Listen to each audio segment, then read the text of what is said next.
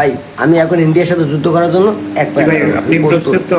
আমি প্রস্তুত আছি। ইন্ডিয়া বাংলাদেশকে পানি দিয়ে ডুবাই দিছে, এখন আমি বুঝুন ইন্ডিয়ার সাথে যুদ্ধ কথাগুলো করার কি জন্য বলে? প্রস্তুত। বাংলাদেশের decision কিছু দেন। ছাত্র জনতা ডাক দিছে কি ইন্ডিয়ার সাথে করবেন? যুদ্ধ করবে, আমি যাব। তো চলেন, তো যুদ্ধে যাওয়ার আগে অবশ্যই মাস্টার প্ল্যান প্রয়োজন। চলেন আগে মাস্টার প্ল্যানটা করে নিই। আমরা মাত্র 15 দিনে ইন্ডিয়াকে হারাই দেব, চ্যালেঞ্জ। তো চলেন মাস্টার প্ল্যানে।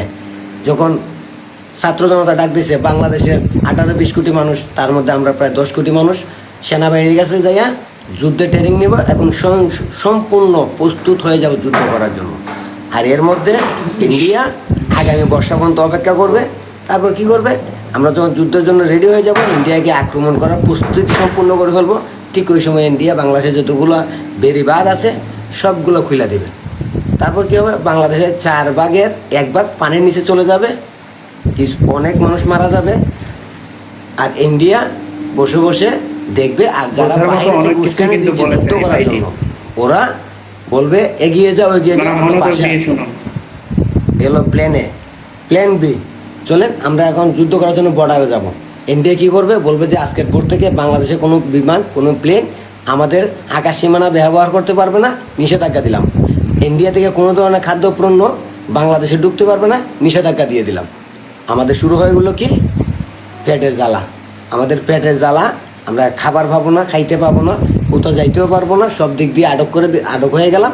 এখন কি করবেন, বলবেন এক কাজ করেন, আমরা পাকিস্তানের কাছে সহিতে চাবো। পাকিস্তানকে বলবো যে পাকিস্তান ভাই, তোমরা তো আমরা ভাই ভাই, আমরা তো এক রাষ্ট্র ছিলাম, আপনারা এসে আমাদেরকে সাহায্য করেন, আমাদেরকে গোলা বারুদ দেন, আমাদেরকে অস্ত্র দেন, আমাদেরকে খাবার দেন, আমরা ইন্ডিয়ার সাথে যুদ্ধ করার জন্য প্রস্তুত রয়েছি। তো পাকিস্তান রওনা হবে বাংলাদেশে আসার জন্য। তার আগে একটা কথা মনে রাখতে হবে, 1971 সালে পাকিস্তানের পক্ষে আমেরিকা বাংলাদেশে 7ম নৌবহর পাঠাইছিল বাংলাদেশের বিরুদ্ধে যুদ্ধ করার জন্য। ঠিক ওই সময় ইন্ডিয়া ওই বঙ্গোপসাগর দিয়ে আমেরিকাকে ঢুকতে দেয় নাই। আর এখন সেই বঙ্গোপসাগর দিয়ে পাকিস্তান আসবে আর ইন্ডিয়া বসে বসে দেখবে। গেল প্ল্যান বি। এবার প্ল্যান সি। আমরা যখন খাবারের জন্য হাহাকার করব, ওষুধ পাবো না, খাবার পাবো না, মানুষ হাহাকার করবে, একে অপরের সাথে দ্বন্দ্বে লিপ্ত হবে, তখন কি হবে, যারা এখন লাফাইতেছে যুদ্ধ করার জন্য, এরা কিছু দেশ থেকে পালায়া যাবে। আর কিছু বৈশা বলবে যে আমরা তো ইন্ডিয়ার পক্ষে ছিলাম, আমরা ইন্ডিয়াকে ভালোবাসি। চুপ হয়ে যাবে। হবে কি, সেনাবাহিনী বলবে আমরা হয়তো দেশ মা বাঁচাবো, দেশের জন্য লড়াই করবো, আর নাহলে মরবো। সেনাবাহিনী লড়াই করবে। বাংলাদেশ সেনাবাহিনী 4 ভাগের 3 ভাগ ইন্ডিয়ার সাথে যুদ্ধ করে শহীদ হয়ে যাবে। আর আমাদের মতো কিছু পাবলিক যুদ্ধ করতে গিয়ে মারা যাবে। দেশ শুরু হবে দুর্ভিক্ষ, আমাদের খাবার নেই, ওষুধ নেই, থাকার জায়গা নেই। এখন আমরা কি করব, ওই যারা বাইরে বসে উস্কানি দিচ্ছে যুদ্ধ করার জন্য, ওরা আমেরিকার কাছে সাহায্য চাইবে যে আমাদের দেশের মানুষকে বাঁচান। আমেরিকা কী করবে, আসবে এই দেশে, আইসে একটা সামরিক বেস বানায় বলবে তোমাদেরকে নিরাপত্তা আমি দেবো। জাতিসংঘ আসবে, আইসে আমাদেরকে নিরাপত্তা দিবে। এখন বলবে হয় আমাদের কথা তোমরা চলো, আর নাহলে ইন্ডিয়ার সাথে যুদ্ধ করে মরো। এই হচ্ছে আমাদের 15 দিনের যুদ্ধের মাস্টার প্ল্যান। এবার আমি আপনাদেরকে একটা কথা বলি, আপনারা যখন ডাকবেন, যেদিন ডাকবেন, আমি যুদ্ধের জন্য প্রস্তুত। আমি বাংলাদেশের জন্য যুদ্ধ করব, দেশের জন্য যুদ্ধ করব, এটা আমার সৌভাগ্য।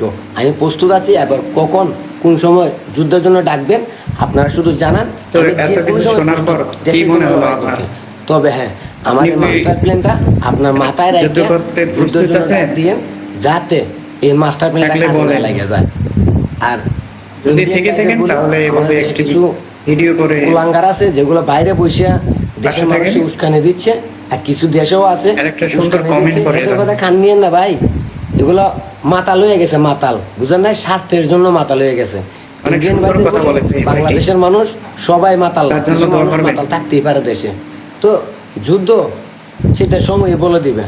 আর যারা যুদ্ধ করার জন্য প্রস্তুতি নিচ্ছেন আমাকে একটু জানাবেন কখন যুদ্ধে যাবেন। যা শুধু আমার এই মাস্টার প্ল্যানটা মনে রাখেন।